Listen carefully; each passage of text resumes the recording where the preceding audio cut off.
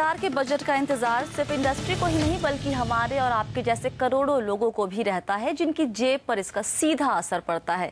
तो हमने young working professional से लेकर इन्वेस्टर, सीईओ से लेकर एंटरप्रेन्योर और होम मेकर से लेकर सोशल सेक्टर में काम कर रहे लोगों से बात की और जाना कि क्या है उनकी मांगे वित्त मंत्री से। इन मांगों को हमने समेटा हमारी खास पेशकश बजट 2013 कहाँ है हम में। और इस पेशकश की एक और खास बात यह है कि हमने इन अलग अलग रोल्स को निभा रही महिलाओं से बात की जो सब के सब आज हमारे साथ हमारे स्टूडियो में मौजूद है। सनमीत कौर जो एक होम मेकर है और इन्होंने हाल ही में केबीसी में जीता है। नुपुर राजवंशी एक एंटरप्रेन्योर हैं और साथ ही हमारे हैं गीतांजलि भट्टाचार्य जी जो media auditing firm special access की सीईओ हैं। एजुकेशन और सोशल डेवलपमेंट सेक्टर में काम कर रही नेहा हिरनंदानी हम भी हमारे साथ जुड़ेंगी और साथ ही आईटी प्रोफेशनल नेहा गोयल भी अपनी मांगे लेकर हमारे साथ यहाँ पर मौजूद है। और हमारे साथ हैं क्रिसिल के चीफ इकोनॉमिस्ट DK जोशी जो हमें ये बताने की कोशिश करेंगे कि जो सब मांगे इन महिलाओं ने सामने रखी है वो किस हद तक पूरी हो सकती है। शुरुआत करते हैं सनमीत कौर से। सनमीत जी, आपका फोकस एजुकेशन पे बहुत ज्यादा है, क्या मांगे आपके वित्त मंत्री से एजुकेशन को लेकर? जैसे हम एक घर बनाते हैं, उसकी नींव जैसे मजबूत होती है तो घर काफ़ी सालों तक टिका रहता है। तो ऐसे अगर हम एजुकेशन के ऊपर फोकस करें, अगर बच्चों को प्रॉपर शुरू से ही अच्छे स्कूल में अच्छी जगह पे एजुकेशन दी जाए तो मेरे ख्याल वो इंडिया के फ्यूचर को आगे बढ़ाकर लेकर जाएंगे, काफ़ी अपनी कंट्री डेवलपिंग कंट्रीज में काफ़ी उन्नति करेगी। बेसिकली सस्ती एजुकेशन की बात कर रहे हैं ताकि सभी को एजुकेशन मिले और वो जो बेस है वो स्ट्रांग हो। नुपुर, आपने भी कुछ ऐसी डिमांड रखी है वित्त मंत्री से, क्या चाहती हैं आप एजुकेशन सिस्टम में, क्या बदलाव करने की जरूरत है इस बार वित्त मंत्री? अकॉर्डिंग टू मी मैं चाहूँगी हमारे फाइनेंस मिनिस्टर से एक छोटी सी रिक्वेस्ट है कि private sector or public sector, like there are certain private schools and public schools, so public schools में quality education लाई जाए और private sectors and public sectors को partner करना चाहिए एक दूसरे को, so that एक parity रहे, एक standardization रहे। जोशी जी, आपने सुना दोनों महिलाओं की मांग है कि एजुकेशन सिस्टम को बेहतर करने की ज़रूरत है। सरकार हर साल अनाउंस करती है कि वो पैसे डालेंगे, अलॉट किए जाते हैं बहुत सारे पैसे, क्या और करने की ज़रूरत है इस बार वित्त मंत्री को? देखिए, जो इन्होंने बात बिल्कुल सही की है कि एजुकेशन के मामले में अगर हम अपनी रैंकिंग देखें ग्लोबली तो बहुत नीचे है और खासकर प्राइमरी एजुकेशन की स्थिति बहुत ख़राब है। इन्होंने पार्टनरशिप की भी बात की पब्लिक और प्राइवेट में। एक्चुअली पब्लिक और प्राइवेट सब्स्टिट्यूट हो गए, लोग पब्लिक सेक्टर स्कूल में नहीं सरकारी स्कूलों में नहीं डालना चाहते और प्राइवेट स्कूल में ले जाते हैं। तो बहुत सारे इश्यूज हैं एजुकेशन सेक्टर को लेकर। गवर्नमेंट ने सर्व शिक्षा अभियान भी शुरू किया था और उन्होंने एजुकेशन सेक्टर के लिए जो स्पेंडिंग है, खर्चा है, वो भी बहुत ज़्यादा बढ़ाया है, पर उसके जो नतीजे हैं वो नहीं दिखाई दे रहे हैं। क्योंकि जो स्टूडेंट्स का अगर आप सर्वे करें तो 5वीं क्लास में भी बच्चों को पढ़ना लिखना नहीं आता ठीक तरह, वो बुक एडिशन भी नहीं कर सकते हैं। तो क्वालिटी ऑफ एजुकेशन एक बहुत बड़ा मुद्दा है, उसमें कई इश्यूज हैं। साथ में टीचर्स जो हैं वो एब्सेंट रहते हैं, 25% एब्सेंटिज्म। हमारे साथ यहाँ पर नेहा हिरनंदानी भी जुड़ रही है जिनकी कुछ ऐसी ही मांगे हैं एजुकेशन को लेकर। नेहा, आपसे हम जानना चाहेंगे, क्या आप चाहती हैं वित्त मंत्री से क्या किया जाए एजुकेशन सेक्टर को इम्प्रूव करने के लिए? पहले तो ये है कि अगर हम RTE को लेके चलें तो RTE का जो फोकस है खाली इनरोलमेंट पे हुआ है, क्वालिटी पर बिल्कुल भी नहीं हुआ। तो अगर आप ड्राइव करेंगे, थोड़ा मुंबई दिल्ली से बाहर जाएंगे, थोड़ा हमारे देश को देखेंगे, थोड़ा अंदर डिस्ट्रिक्ट्स में जाएंगे तो आपको ये मालूम चलेगा कि हाँ, शायद उधर स्कूल ज़िला में बना हुआ है मगर टीचर्स एब्सेंट हैं। हाँ, शायद उधर एक PHC की इमारत खड़ी हुई है मगर कोई जो उधर वर्कर है उसको ट्रेनिंग नहीं दिया गया है। मिड डे मील आपका अनाउंस हो गया है मगर क्या चावल आ रहा है ज़िला से ताकि वो स्कूल में पहुंचे, इसके लिए कोई देखने वाला कोई है नहीं। तो मैं यही दरख्वास्त करूंगी कि खाली हम लोग नंबर्स पे ना जाएं, हम जो क्वालिटी है इन स्कीम्स की उस पे फोकस डालें ताकि जो हमारे जो बेनिफिशरीज हैं, विमेन, चिल्ड्रन, जो मार्जिनलाइज्ड क्लासेस हैं, उनको जो हमने बेनिफिट सोचा था उनको वो बेनिफिट आगे जाके ज़रूर मिले। और ये खाली होगा अगर हम खाली नंबर से एक लेवल नीचे जाएं और क्वालिटी पे फोकस करें। जोशी जी, आपसे जानना चाहेंगे हम, अब ये मांगे तो बहुत ही जायज़ हैं, लेकिन वित्त मंत्री क्या कर सकते हैं इस एरिया में? देखिए, दो चीज़ें एजुकेशन को लेकर, दो चीज़ें करने ज़रूरी हैं। एक तो हमने टारगेट सेट किया था कि एजुकेशन पे जो स्पेंडिंग होगी वो 6% ऑफ जीडीपी होगी। वो कई साल पहले, कई डेकेड्स पहले सेट किया था, वो अभी तक नहीं अचीव हुआ है। स्पेंडिंग तो बढ़ाने की ज़रूरत है, और इन्होंने बिल्कुल सही कहा है कि जो क्वालिटी के मामले में एजुकेशन के जो आउटकम्स हैं वो ख़राब होते जा रहे हैं हर साल, तो उसमें उनको इम्प्रूव करने की ज़रूरत है। और उसके लिए आपको बहुत ही मल्टी प्रॉन्ग्ड अप्रोच चाहिए। ये सिर्फ एजुकेशन को लेके नहीं है, जितनी भी गवर्नमेंट की स्पेंडिंग है, सभी स्पेंडिंग में क्वालिटी का एक मेजर इशू है। जो आप खर्चा करते हैं वो ठीक जगह पे नहीं पहुंचता, उसका जो इफेक्टिवनेस है वो उसमें बहुत इंप्रूवमेंट की ज़रूरत है। तो ये सब जो बातें इन्होंने कही हैं बिल्कुल सही है, और एजुकेशन में खासकर ये अप्लाई होते हैं, क्योंकि अगर एजुकेशन में अगर आप जो खर्चा करते हैं वो उसको इन्वेस्टिंग फॉर फ्यूचर बोलते हैं, वो अभी आपको इमीडिएटली नहीं दिखाई देगा, उसका 10, 12, 15 साल के बाद उसका असर दिखाई देगा। और जो हमारी इकोनॉमी है, जो उसमें जो यंग लोगों की तादाद है वो बहुत ज़्यादा है और बढ़ती जाएगी।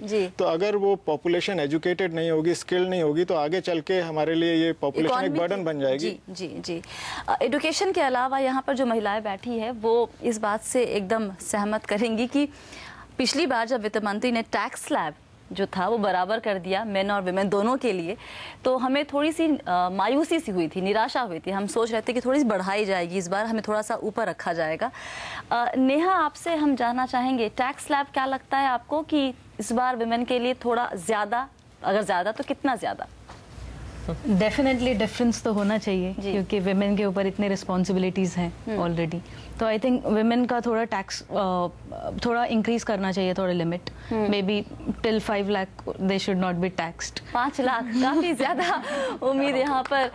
गीतांजलि, आपको क्या लगता है, महिलाओं को ध्यान में रखते हुए टैक्स स्लैब में किस तरह के बदलाव, आपकी उम्मीद क्या है? अगर आपको एज अ कंट्री ऐसे लग रहा है कि विमेन की एम्पावरमेंट और प्रोडक्टिविटी से आपका आउटपुट बेटर हो रहा है, जो कुछ सर्विस इंडस्ट्रीज में होता जा रहा है, you have an example your you know of a teacher जो जाके कंट्रीब्यूट कर रही है, people who are from different walks of life who are from the other sex, and if वो कंट्रीब्यूशन विजिबल हो रहा है और वो आउटपुट को लिंक करके, हमारी बातें चल रही थी पहले कि countries like Malaysia, south Korea, वो एक्चुअली एग्जेम्पशन देते हैं कि अगर एक औरत 5 साल काम नहीं करती है, 5 साल के बाद वापस कॉर्पोरेट वर्ल्ड में आती है, सेपरेट एग्जेम्पशन लिमिट होता है जी जी, उनका टैक्स स्लैब अलग होता है। दूसरी कंट्रीज में प्रोमोट करने के लिए कि ज्यादा विमेन वर्कफोर्स में जाएं, कंपनीज बोर्ड है जहाँ पे रिप्रेजेंटेशन ऑफ विमेन खाली कुछ सेक्टर्स में कंपल्सरी है। हमारे यहाँ ये पॉइंट पूरी जो हम कह रहे हैं कि प्लानिंग एक चीज है, अकाउंटेबिलिटी और इम्प्लीमेंटेशन एक चीज है। तो जैसे बजट में रिसोर्स करते हैं प्लानिंग और स्पेंड के लिए, I think there should be a separate diligence, audit, accountability team which is only measuring के जो प्लान और स्पेंड करना था वो इम्प्लीमेंट हुआ कि नहीं, एंड सेम फॉर एजुकेशन, जी same for all of our sectors. 5 lakh और उससे भी कहीं ज्यादा उम्मीद है। जोशी जी, लगता है वित्त मंत्री कर पाएंगे, उनके पास स्कोप है? देखिए, उनके पास और एक ऑडिट टीम भी। सिचुएशन बहुत ज़्यादा टाइट है उनके लिए, क्योंकि देखिए इकोनॉमी में स्लो डाउन है, आपके पास रेवेन्यूज़ नहीं होते हैं, सरकार के पास खर्चा करने की क्षमता कम हो जाती है, और एक्सपेंडिचर्स जो हैं उनमें ऑलरेडी गवर्नमेंट कर्टेल कर रही है, और उन्होंने ऑलरेडी टारगेट अनाउंस किया हुआ है अगले साल के लिए कि फिस्कल डेफिसिट को मैं और नीचे लेके आऊँगा 4.8% ऑफ GDP में। तो इसमें 5 लाख वाली लिमिट तो बहुत ज़्यादा लग रही है, पर मुझे लगता है डिफरेंशियल अवश्य होना चाहिए, क्योंकि she is right, women bear a greater responsibility of bringing their children up and many other things. So I think that should be recognized and women should be given prominence through the tax laws.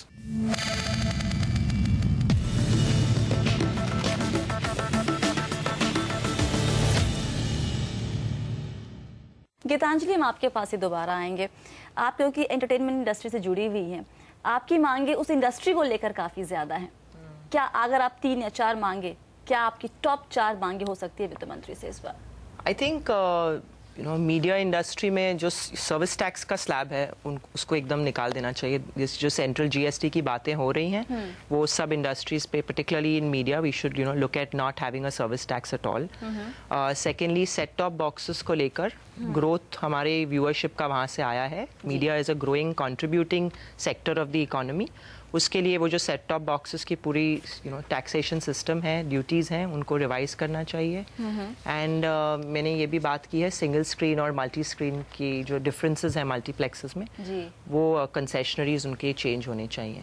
उससे काफ़ी बहुत जो revenue pattern है उसमें बदलाव आएगा।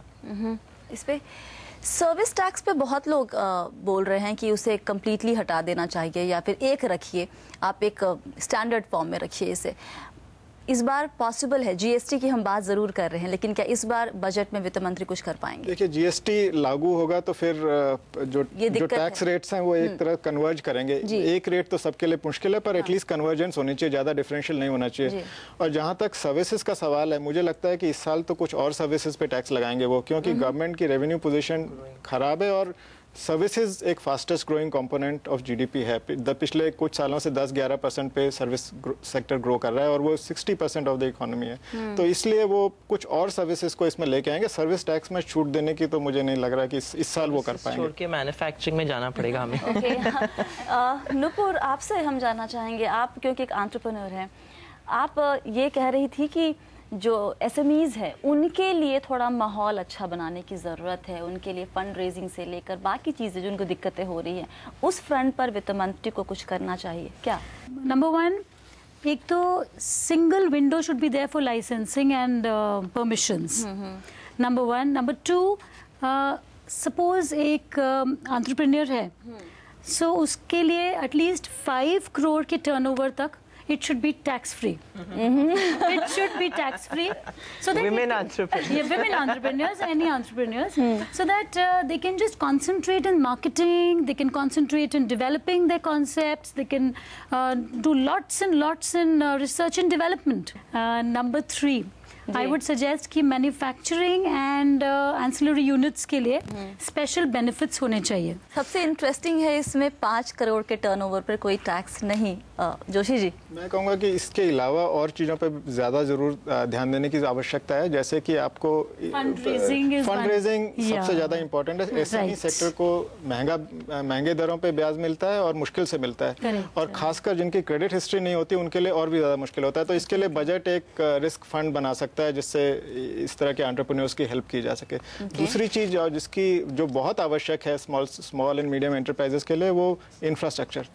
हाँ, वो उसकी मार सबसे ज़्यादा इनको पड़ती है। तो इसलिए अगर इंफ्रास्ट्रक्चर फैसिलिटीज़ इंप्रूव की जाएं, ये पूरे इकोनॉमी और मैन्युफैक्चरिंग सेक्टर के लिए, पर एसएमईज के लिए खासकर ये बहुत क्रिटिकल है। तो ये अगर ये 2 चीज़ें की जाएं, टैक्स कंसेशन तो मुझे पता नहीं कितना दे पाएंगे, पर अगर क्रेडिट अवेलेबिलिटी का जो कंस्ट्रेंट है इसको ईज कर दिया जाए और उनको बेटर इंफ्रास्ट्रक्चर दिया जाए, तो मुझे लगता है एसएमई सेक्टर के लिए एक ऑटोमेटिक किक स्टार्ट मिल जाएगा और वो एक सेल्फ प्रोपल्शन मोड में आ जाएगा अगर ये 2 चीज़ों को एड्रेस कर दिया जाए। एक और जो जहां पर हम देखते हैं वित्त मंत्री को पूरे बजट में फोकस करते हैं वो हर साल, वो है social sector scheme. Neha Hiranandani हमारे साथ है, जुड़ी हुई हैं। नेहा, आप क्या चाहती है इस बार वित्त मंत्री से? ऑलरेडी बहुत सारे स्कीम्स हैं, हर साल बजट में अनाउंसमेंट्स होते हैं। क्या आप ये सोचती हैं कि इस बार नए स्कीम्स अनाउंस ना किए जाए, बल्कि जो है बाजार में पहले से उन्होंने अनाउंस किए हुए उसके ऊपर काम किया जाए, उस पर फोकस किया जाए? जहां पे स्कीम्स नेसेसरी हैं अनाउंस कीजिए, जरूर कीजिए, मगर जो आपने 3000 से ज्यादा social sector schemes already announce कर चुके हैं पिछले सालों में, उन पे फोकस भी कीजिए। क्योंकि अगर वो फोकस वो फोकस हम छोड़ देंगे, भूल जाएंगे, तो जो रोल ऑन इफेक्ट है, जो रोल ऑन बेनिफिट है, वो बिल्कुल नहीं मिलेगा। इस बार भी हम मान के चल सकते हैं कि फिर कुछ और नई स्कीम्स की अनाउंसमेंट हो जाएगी। वित्त मंत्री वहाँ क्या कर सकते हैं? ना करें अनाउंसमेंट, जो पुरानी है उसको पहले इम्प्लीमेंट करें अच्छे से, बढ़िया से, फिर कुछ नई स्कीम के बारे में सोचें। देखिए, पहले तो मैं इसको कॉन्टेक्स्ट में, let me put it in context.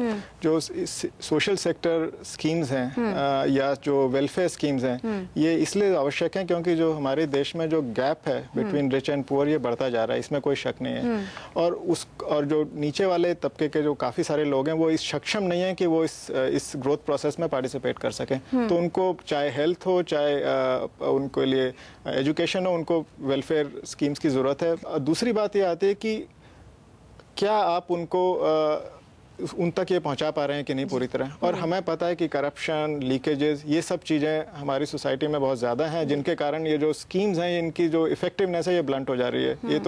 ये नोन है। तो जो ओवरऑल मुद्दा ये है कि आप इकोनॉमी में लोगों को सक्षम कैसे बनाना चाहते हैं ग्रोथ प्रोसेस में पार्टिसिपेट करने के लिए।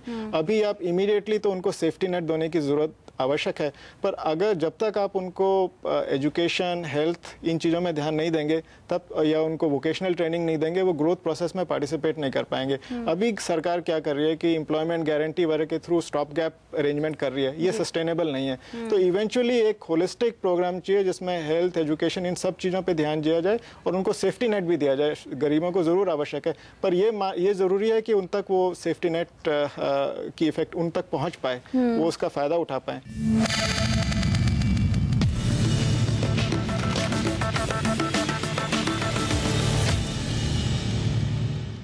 एक चीज़ यहाँ पर और सारी महिलाएं जो हम लोग आज मौजूद है यहाँ पर, सभी होम मेकर भी हैं और इस बार बजट में जाहिर सी बात है सभी की उम्मीदें हैं कि कुछ ऐसा कीजिए ताकि जो कैश फ्लो हमारे घर में है वो बढ़े, वो कम ना होता जाए। सनमीत जी, आपसे हम क्विकली जानना चाहेंगे, एज अ होम मेकर आपकी क्या डिमांड है? मैं तो यही बोलूँगी कि पहले तो ये जो केरोसिन और डीजल के जो रेट हर साल हर महीने बढ़ते जा रहे हैं और बढ़ते ही जा रहे हैं, हाँ। उन पे थोड़ी रोक लगनी चाहिए, क्योंकि वो बढ़ते हैं तो महंगाई बढ़ती है। नुपुर जी, अकॉर्डिंग टू मी, अगर हम अपनी कंट्री के, अपने फाइनेंस मिनिस्टर के एंगल से देखें तो डीजल प्राइसेस को बढ़ाना इज बेटर, बट अगर हम एक होम मेकर की तरह से देखें तो ये it is actually affecting our overall cash flow of the house. Gitanjali, एक होम मेकर के तौर पर आपकी क्या डिमांड होगी वित्त मंत्री से? Diesel prices, petrol prices control नहीं हो सकते हैं क्योंकि उनके ग्लोबल डायनामिक्स हैं। पर आज अगर देखिए एज अ कंट्री हमारी कैपेसिटी जो है alternative sources of energy create करने की, हमारी स्ट्रॉन्ग लेबर इंटेंसिव कंट्री है। वही लेबर इंटेंसिव कंट्री को आज हर एक इंसान को रूरल से लेके अर्बन तक सिखाया जाए कि वेस्ट से, सोलर एनर्जी से कितनी क्रिएशन हो सकती है। आप सोचिए बजट, हमारे होम बजट में क्या चेंजेस आ सकती है, पर गवर्नमेंट के पॉलिसीज में ये बात एकदम मायने रखती नहीं है कि हम ये इंडस्ट्री को प्रमोट कैसे करें। जी नेहा, आप क्या डिमांड रखेंगी इस बार वित्त मंत्री से? घर में कैश फ्लो कैसे बढ़े? रियल एस्टेट तो बॉम्बे में सबको मार ही रहा है, तो आई थिंक जितना हम कमाते हैं उससे 30% हमारा रेंट में चला जाता है, तो वो सबसे बड़ा कंसर्न तो रियल एस्टेट के प्राइसेस हैं। एक होम मेकर के लिए कैश फ्लो कैसे बढ़ा सकते हैं वित्त मंत्री जोशी जी? देखिए, जहाँ तक ये फ्यूल का सवाल है, इसमें तो बिल्कुल लीवे नहीं, ऑलरेडी बहुत ज़्यादा सब्सिडाइज्ड है और हमने इतना इसको दबा के रखा है। चाहे बिजली के दाम जो है अगले 4-5 सालों तक लगातार बढ़ेंगे। जैसे आप प्रेशर कुकर का एनालॉजी ले लीजिए, अगर स्टीम बार बार ना निकले तो फिर वो फट जाता है। तो अभी स्थिति देश की ये होगी कि वो फटने वाली हालत हो गई है, इसीलिए सरकार ने डीजल के दाम इतनी तेजी से बढ़ाएं और लगातार बढ़ाते रहेंगे। एलपीजी अभी बहुत ज़्यादा सब्सिडाइज्ड है। अब ज़रूरत यह है कि जिन लोगों को उस सब्सिडी की आवश्यकता है उनको आप आइडेंटिफाई करिए, मार्केट प्राइस जो है उसको मत डिस्टॉर्ट करिए, क्योंकि अगर डीजल को आप नीचे रखते हैं तो मर्सिडीज चलाने वाला भी उसी डीजल को फिल करता है। Why should he be subsidized? तो मार्केट प्राइस वहीं रहने दीजिए, जिन टारगेटेड बेनिफिशरीज को आइडेंटिफाई करके उनको आप सब्सिडी दीजिए, तो जिनको आवश्यकता है उनको मिलेगी और बाकी जो अनडिजर्विंग है वो इसमें नहीं आएंगे। तो ये करना बहुत ज्यादा आवश्यक है। ओके, महिलाओं की सिक्योरिटी को लेकर नेहा, आपको लगता है कि वित्त मंत्री को कुछ करना चाहिए? कुछ डिमांड उस फ्रंट पर है आपकी? अभी जो दिल्ली का रेप केस सुनने के बाद तो सबको ही लगता है कि विमेन सिक्योरिटी बहुत मेजर इशू है अपने देश में। एक अलग से फंड क्रिएट किए जाने की क्या आवश्यकता है गीतांजलि? आई वॉज रीडिंग और मुझे ये पता पड़ा कि लास्ट ईयर कुछ 20 करोड़ द गवर्नमेंट का था जो उनको रेप विक्टिम्स के रिहैबिलिटेशन एंड प्रोटेक्शन के लिए था, एंड वो फंड आज तक यूटिलाइज नहीं हुआ है कम्प्लीटली। अगर आज एंड मैं जो सुन रही हूँ बातें, सबसे वही हो रहा है। It is not that we don't, हमारे पास रिसोर्सेज कम है, पर जो इम्प्लीमेंटेशन हो रही है और जो विजिलेंस और डिलीजेंस है कि कैसे हो रही है और कहाँ हो रही है, वहाँ पे इशू है। वो पॉलिसी में जो डिलीजेंस, ऑडिट, अकाउंटेबिलिटी है, उसका एक क्लियर डिमार्केशन होना चाहिए कि ये पॉलिसी में प्लानिंग, स्पेंडिंग है, इतनी परसेंटेज उसमें इम्प्लीमेंटेशन, इवैल्यूएशन पे लगेगा। नुपुर, आप कुछ यहाँ पर डिमांड रखना चाहेंगी? या मेरे अकॉर्डिंग एक फंड रेज करना चाहिए स्पेशली फॉर विमेन, एंड उसमें they should like have martial arts and maybe some separate like trains for women and separate buses for women and public ये transport should be there. Joshi ji, क्या scope है वित्त मंत्री के पास? नहीं, ये तो करना इस समय बहुत आवश्यक है और इसमें एक्चुअली एक चीज में इवेंचुअली हमारा गोल होना चाहिए कि सेफ सोसाइटी बनाए जिसमें सिक्योरिटी की आवश्यकता ना पड़े। सिक्योरिटी तो एक सब्स्टिट्यूट है, nobody would like security guard और पुलिस और एक्स्ट्रा विजिलेंस, वो सब तो अभी एक वायर मीडिया हो सकता है शॉर्ट रन में। Eventually you have to create a safe society, चाहे वो लेबर लॉज हो जिसमें women are not allowed to work after dark. Why is that? I mean, because they are not safe. So you have to work towards making the environment safer. चाहे वो आपका women's taxis हो, जो मतलब कई तरीके हैं इस गोल तक पहुंचने के लिए। तो मैं आप कह रहे थे कि बदलाव नहीं आ सकता, मेरे को लगता है एजुकेट करने की भी आवश्यकता है, पर फंड क्रिएट करना आवश्यक है और उसको मॉनिटर करना भी बहुत आवश्यक है। राइट, तो यहाँ पर ज़रूरत है बहुत कुछ करने के लिए, सोसाइटी के लिए और उन सभी महिलाओं के लिए जो एक होम मेकर भी है, साथ ही एक सफल प्रोफेशनल भी। हमारे साथ आज 4-5 ऐसी महिलाएं जुड़ी, उन्होंने अपनी डिमांड्स वित्त मंत्री के सामने रखी और हमने जानने की कोशिश की कि कितना फिजिबल है वित्त मंत्री के लिए इन सभी डिमांड्स को पूरा करना। बहुत बहुत शुक्रिया आप सभी का हमारे साथ आज जुड़ने के लिए और जोशी जी हमारे साथ जुड़ने के लिए और ये बताने के लिए कि वित्त मंत्री क्या कर सकते हैं और क्या नहीं कर पाएंगे। फिलहाल इस खास पेशकश में इतना ही। आप सब बने रहिए CNBC आवाज़ के साथ। नमस्कार।